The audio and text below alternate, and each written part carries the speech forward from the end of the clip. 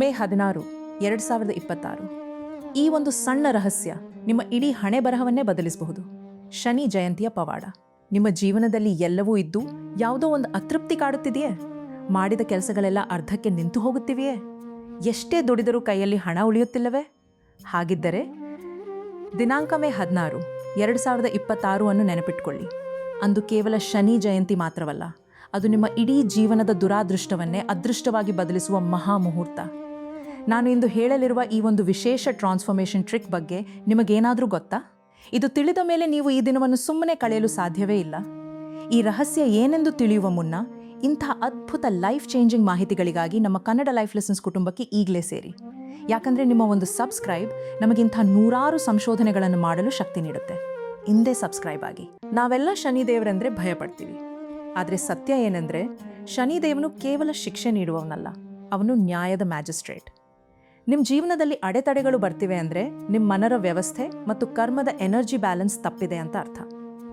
ವಿಜ್ಞಾನದ ಪ್ರಕಾರ ಶನಿ ಗ್ರಹದ ಪ್ರಭಾವ ನಮ್ಮ ಮೆದುಳಿನ ತಾರ್ಕಿಕ ಆಲೋಚನೆಗಳ ಮೇಲೆ ಇರುತ್ತೆ.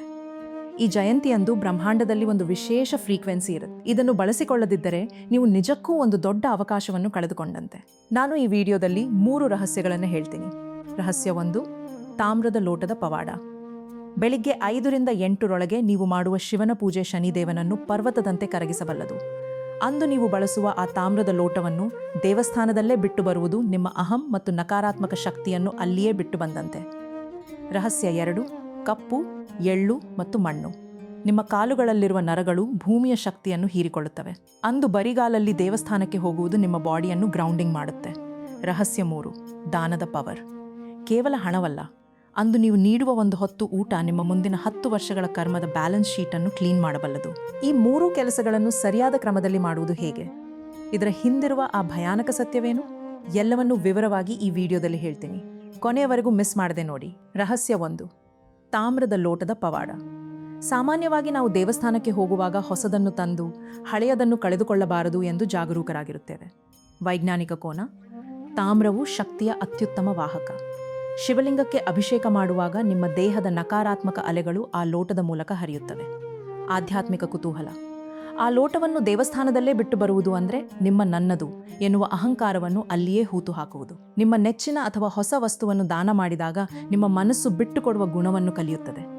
ಯಾವಾಗ ನೀವು ಒಂದು ವಸ್ತುವಿನ ಮೇಲಿನ ಮೋಹವನ್ನು ಬಿಡುತ್ತೀರೋ ಆಗಲೇ ಶನಿದೇವನು ನಿಮ್ಮ ಜೀವನದಲ್ಲಿ ಹೊಸ ಅವಕಾಶಗಳನ್ನು ನೀಡಲು ಶುರು ಮಾಡುವುದು. ರಹಸ್ಯ 2, ಕಪ್ಪು, ಎಳ್ಳು ಮತ್ತು ಮಣ್ಣು. ಶನಿದೇವನಿಗೂ ಬರಿಗಾಲಲ್ಲಿ ನಡೆಯುವುದಕ್ಕೂ ಏನು ಸಂಬಂಧ? ಇಲ್ಲಿದೆ ಅಸಲಿ ಮ್ಯಾಜಿಕ್. ನಮ್ಮ ಪಾದಗಳ ಅಡಿಯಲ್ಲಿ ಸಾವಿರಾರು ನರಗಳ ತುದಿಗಳಿವೆ, ನರ್ವ್ ಎಂಡಿಂಗ್ಸ್. ಇವು ನೇರವಾಗಿ ನಮ್ಮ ಮೆದುಳು ಮತ್ತು ಬೆನ್ನುಹುರಿಯನ್ನು ಸಂಪರ್ಕಿಸುತ್ತವೆ.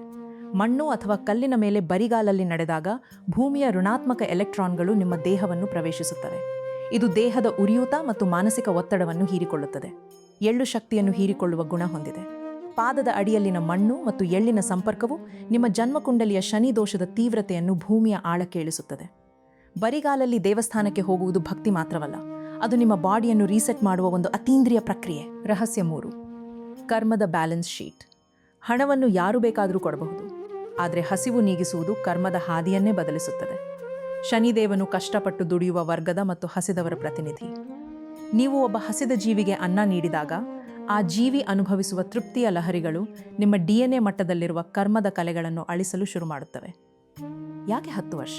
ಯಾಕಂದರೆ ಒಂದು ಬಾರಿ ನೀವು ನೀಡುವ ಅನ್ನದಾನದ ಪ್ರಭಾವವು ದಶಕಗಳ ಕಾಲ ನಿಮ್ಮ ವಂಶವಾಹಿಯಲ್ಲಿ ಪುಣ್ಯದ ರೂಪದಲ್ಲಿ ಉಳಿಯುತ್ತದೆ.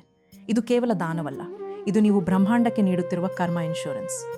ಶನಿದೇವನು ನಿಮ್ಮ ಜೇಬಿನಲ್ಲಿ ಎಷ್ಟಿದೆ ಎಂದು ನೋಡಲ್ಲ, ನಿಮ್ಮ ಹೃದಯದಲ್ಲಿ ಬೇರೆಯವರಿಗಾಗಿ ಎಷ್ಟಿದೆ ಎಂದು ನೋಡ್ತಾನೆ.